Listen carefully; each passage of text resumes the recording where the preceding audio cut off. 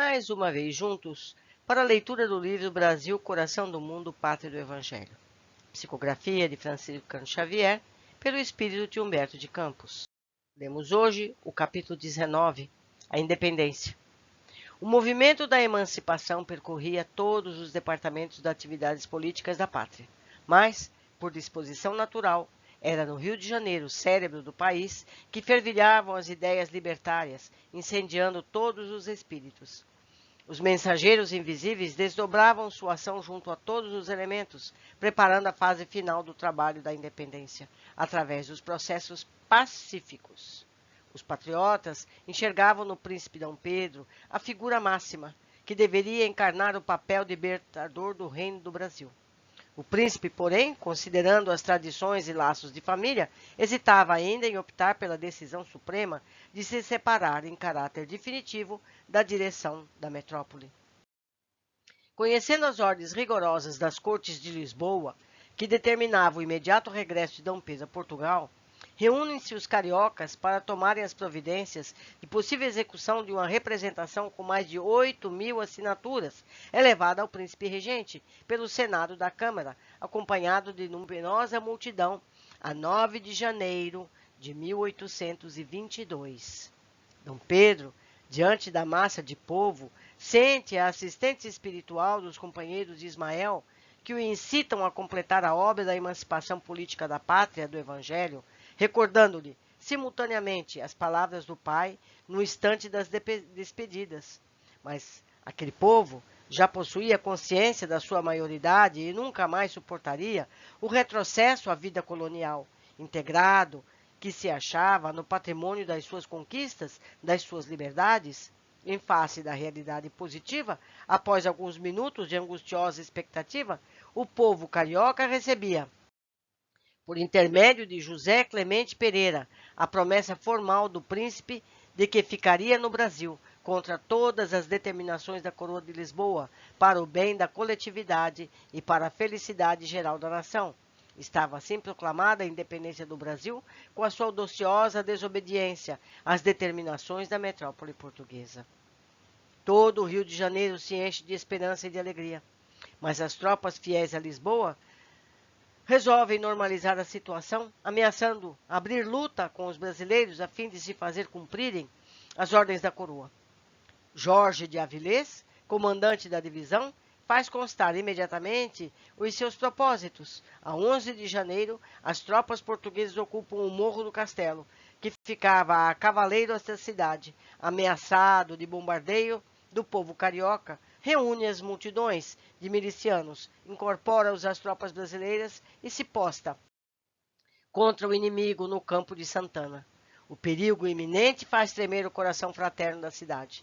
Não fosse o auxílio do alto, todos os propósitos de paz se teriam malogrado numa pavorosa maré de ruína e de sangue. Ismael acode ao apelo das mães desveladas e sofredoras e, com o seu coração angélico e santificado, penetra as fortificações de Avilés e lhe faz sentir o caráter odioso das suas ameaças à população. A verdade é que, sem um tiro, o chefe português obedeceu com humildade à intimação do príncipe Dom Pedro, capitulando a 13 de janeiro e retirando-se com suas tropas para outra margem da Guanabara, até que pudesse regressar com elas para Lisboa. Eu faço aqui um parênteses. Vocês percebam que leem essa obra comigo, como no Brasil, são várias as oportunidades. Entendeu? A independência, Dom Pedro chegou lá, falou independência ou morte e ficou por isso mesmo.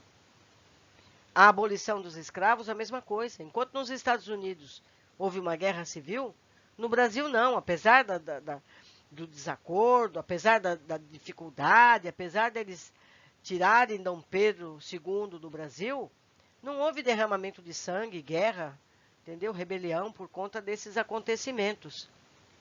E aqui descubro eu mais um momento em que a espiritualidade consegue reverter a situação e uma simples determinação resolve tudo sem tiros. Vamos continuar. Os patriotas, daí por diante, já não pensam noutra coisa que não seja a organização política do Brasil. todas as câmaras e núcleos culturais do país se dirigem a Dom Pedro em termos encomiásticos, louvando-lhe a generosidade, exaltando-lhe os méritos. Os homens eminentes da época à frente somos forçados a colocar a figura de José Bonifácio como a expressão culminante dos Andradas, auxílio o príncipe regente, sugerindo-lhe medidas e providências necessárias.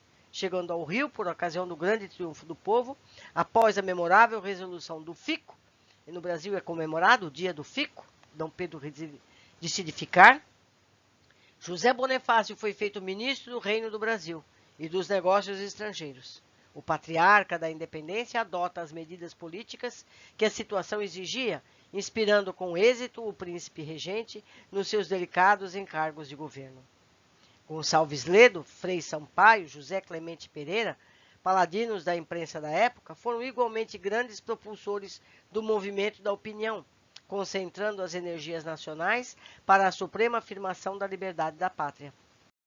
Todavia, se a ação desses abnegados condutores do povo se fazia sentir desde Minas Gerais até o Rio Grande do Sul, o predomínio dos portugueses desde a Bahia até o Amazonas representava sério obstáculo ao incremento da consolidação do ideal emancipacionista. O governo resolve contratar os serviços das tropas mercenárias do Lord Cochrane, o cavaleiro andante da liberdade da América Latina.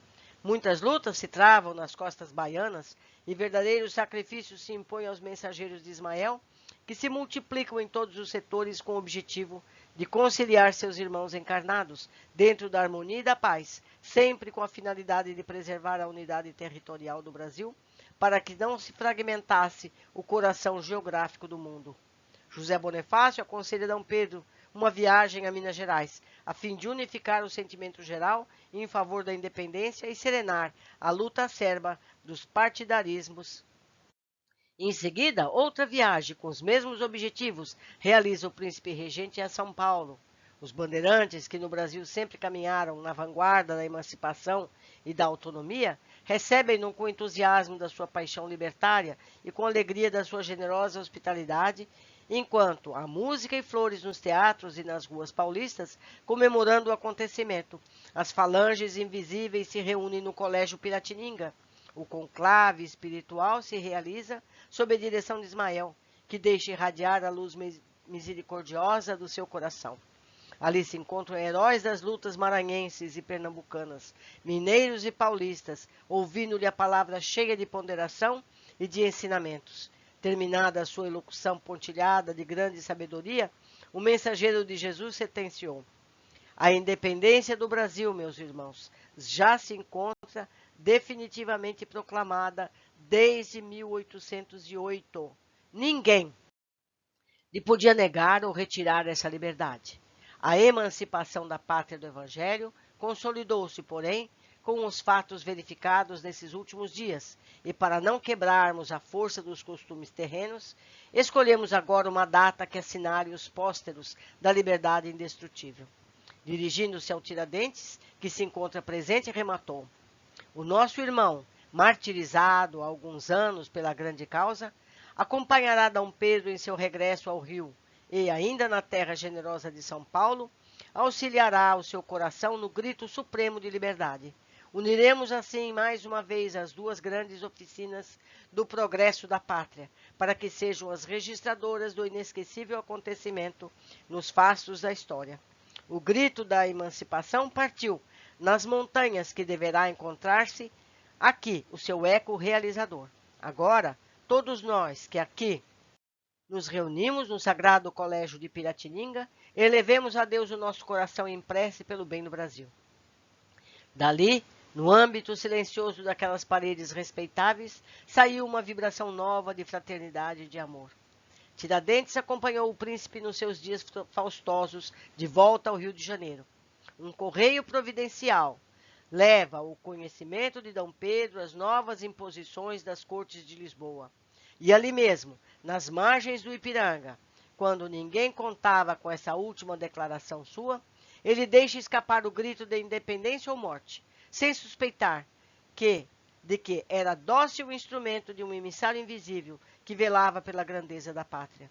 Eis porque o 7 de setembro, com escassos comentários da história oficial, que considerava a independência já realizada nas proclamações de 1º de agosto de 1822, passou a memória da nacionalidade inteira como o Dia da Pátria e data inovidável da sua liberdade.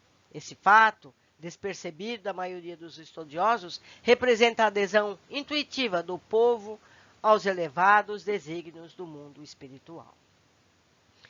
Meus amigos, a gente sabe que não cai um fio de cabelo da cabeça de um encarnado sem que seja vontade do alto. Chegamos ao capítulo 20, Dom Pedro II. Definitivamente proclamada a independência do Brasil, Ismael leva ao Divino Mestre o relato de todas as conquistas verificadas, solicitando o amparo do seu coração compassivo e misericordioso para a organização política e social da pátria do Evangelho. Corriam os primeiros meses de 1824, encontrando-se a emancipação do país mais ou menos consolidada perante a metrópole portuguesa. As últimas tropas reacionárias já se haviam recolhido a Lisboa sob a pressão da esquadra brasileira nas águas baianas. No Rio de Janeiro, transbordavam esperanças em todos os corações. Mas os estadistas topavam com dificuldades para a organização estatal da Terra do Cruzeiro. A Constituição, depois de calorosos debates e dos famosos incidentes dos Andradas, incidentes que haviam terminado com a dissolução da Assembleia Constituinte e com o auxílio desses notáveis brasileiros, só fora aclamada e jurada juntamente naquela época, 25 de março de 1824. Nesse dia, findava a mais difícil de todas as etapas da independência e o coração inquieto do primeiro imperador podia gabar-se de haver refletido muitas vezes, naqueles dias turbulentos, os ditames dos emissários invisíveis que revestiam as suas energias de novas claridades para o formal desempenho da sua tarefa nos primeiros anos de liberdade da pátria. Recebendo as confidências de Ismael, que apelava para a sua misericórdia infinita, considerou o Senhor a necessidade de polarizar as atividades do Brasil num centro de exemplos e de virtudes para o modelo geral de todos. Chamando Longinos, à sua presença falou com bondade. Longinos, meus amigos, é aquele soldado romano que pôs a lança em Jesus, né? Todos nós conhecemos Longinos. Continuando, Longinos, entre as nações do orbe terrestre, organizei o Brasil como o coração do mundo. Minha assistência misericordiosa tem velado constantemente pelos seus destinos, e inspirando a Ismael e seus companheiros do infinito, consegui evitar que a pilhagem das nações ricas e poderosas fragmentasse o seu vasto território, cuja configuração geográfica representa o órgão do sentimento do planeta, como um coração que deverá pulsar pela paz indestrutível e pela solidariedade coletiva e cuja evolução terá de dispersar logicamente a presença contínua dos meus emissários para a solução dos seus problemas de ordem geral.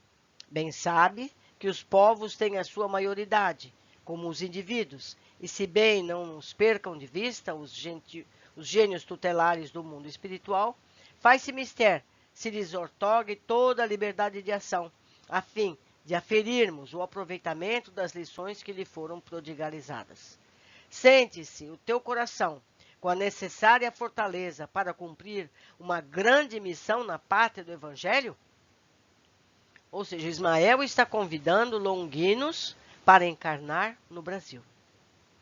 Senhor, respondeu Longinos, num misto de expectativa angustiosa e de refletiva esperança, bem conheceis o meu elevado propósito de aprender as vossas lições divinas e de servir a causa de vossas verdades sublimes na face triste da terra. Muitas existências de dor tenho voluntariamente experimentado para agravar no íntimo do meu espírito a compreensão do vosso amor infinito, que não pude entender ao pé da cruz dos vossos martírios no Calvário.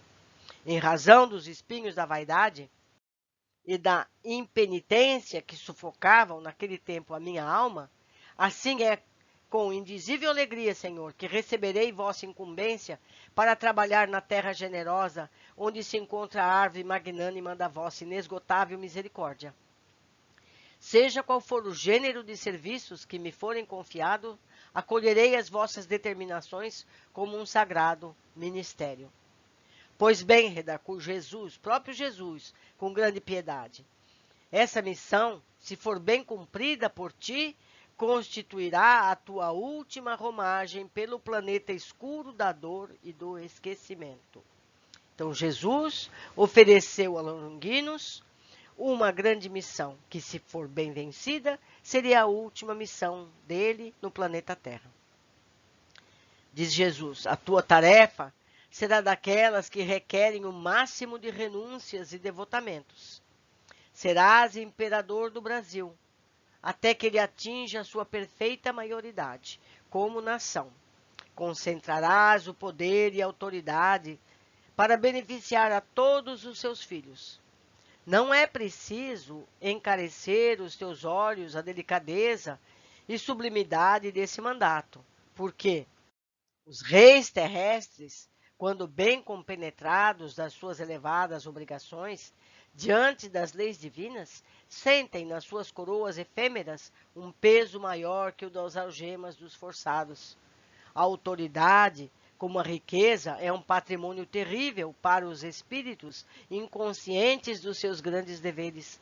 Dos seus esforços se exigirá mais de meio século de lutas e dedicações permanentes. Inspirarei as tuas atividades, mas considera sempre a responsabilidade que permanecerá nas tuas mãos. Ampara os fracos e os desvalidos, corrige as leis despóticas e inaugura um novo período de progresso moral para o povo das terras do Cruzeiro. Institui, por toda parte, o regime de respeito e da paz no continente. Lembra-te da prudência, da fraternidade que deverá manter o país nas suas relações com as nacionalidades vizinhas, nas lutas internacionais. Guarda a tua espada na bainha, espera o pronunciamento da minha justiça, que surgirá sempre no momento oportuno. Fisicamente consideradas, todas as nações constituem o patrimônio comum da humanidade, e se algum dia for o Brasil menosprezado, saberei providenciar para que sejam devidamente restabelecidos os princípios da justiça e da fraternidade universal. Procura aliviar os padecimentos daqueles que sofrem nos martírios do cativeiro, cuja abolição se verificará nos últimos tempos do teu reinado. Tuas lides terminarão ao fim deste século, e não deves esperar a gratidão dos teus contemporâneos. Ao fim delas, serás alijado da tua posição por aqueles mesmos a quem proporcionares os elementos de cultura e liberdade. Digo eu aqui agora, a leitora, já estava prevista a situação de retirada de D. Pedro II do Brasil, que nós, encarnados brasileiros, lamentamos tanto, porque D. Pedro II foi uma pessoa fantástica. Continuando, as mãos aduladoras que buscarem a proteção das tuas, voltarão aos teus palácios transitórios para assinar o decreto da tua expulsão do solo abençoado, onde semearás o respeito e a honra, o amor e o dever, com as lágrimas redentoras dos teus sacrifícios. Contudo, amparar-te-ei o coração nos angustiosos transes do teu último resgate no planeta das sombras. Nos dias da amargura final, minha luz descerá sobre os teus cabelos brancos, santificando a tua morte. Conserva as tuas esperanças na minha misericórdia, porque se observardes as minhas recomendações, não cairá uma gota de sangue no instante amargo em que experimentares o teu coração igualmente trespassado pelo gládio da ingratidão. A posteridade, porém, saberá descobrir as marcas dos teus passos na terra para se firmar no roteiro da paz e da missão evangélica do Brasil. Longinos recebeu com humildade a designação de Jesus, implorando o socorro de suas inspirações divinas para a grande tarefa do trono. Ele nasceria no ramo enfermo da família dos Braganças, mas todas as enfermidades têm na alma as suas raízes profundas. Se muitas vezes parece permanecer a herança psicológica, é que o sagrado instituto da família, dentro da lei das afinidades, frequentemente se perpetua no infinito do tempo. Os antepassados e seus descendentes espiritualmente considerado, são às vezes as mesmas figuras sob nomes vários na árvore genealógica, obedecendo aos sábios dispositivos da lei da reencarnação. Foi assim que Longinos preparou a sua volta à Terra, depois de outras existências tecidas de abnegações edificantes em favor da humanidade. E no dia 2 de dezembro de 1825, no Rio de Janeiro, nascia de Dona Leopoldina, a virtuosa esposa de D. Pedro, aquele que seria no Brasil o grande imperador e que, na expressão dos seus próprios adversários, seria o maior de todos os republicanos de sua pátria. E é verdade. E os que quiserem, leiam ou assistam aos vários documentários sobre D. Pedro II. Pessoa maravilhosa. Ficamos mais uma vez por aqui e eu os aguardo no nosso próximo capítulo.